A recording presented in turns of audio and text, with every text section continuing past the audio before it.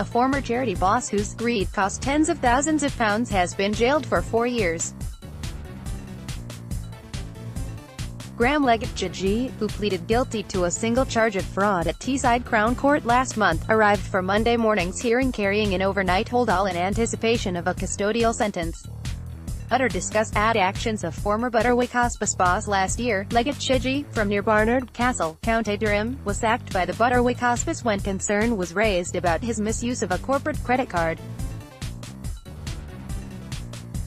Backing Butterwick Why Hospice Needs Your Help. Smartly dressed Leggatt Chidgey, who sat with his head bowed during the hearing, spent tens of thousands of pounds on luxury goods, hotels and designer clothes, the court heard.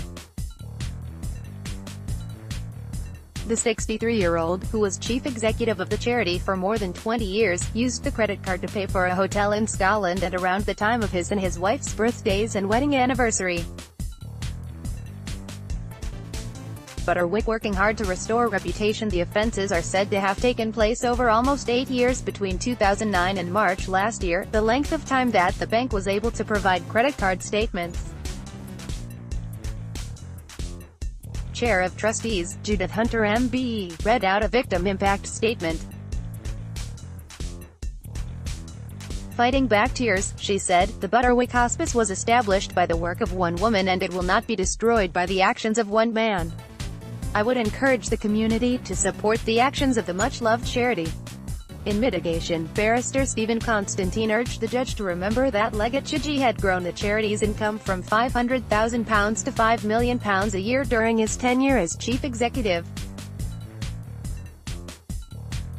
The barrister said the defendant was at a loss as to how he came to be in this position. "He tells me that things got out of hand towards the end," the barrister said. "He tells me that he is a man of means and intends to pay back the money. He tells me that there was no sophisticated system to hide the figures. He tells me that he alone was responsible for the expenditure. He is truly sorry for the adverse reaction to the hospice, something that he fought so hard for such a long time." Judge Stephen Ashurst sentenced Leggatt Chidgey to 4 years in prison. The judge said the word missing from the defendant's case was the matter of greed. He said the claim that Leggatt Chidgey was planning to pay back the money does ring extremely hollow, and told the defendant that his actions had impacted on the work of the people who have made a success of the charity.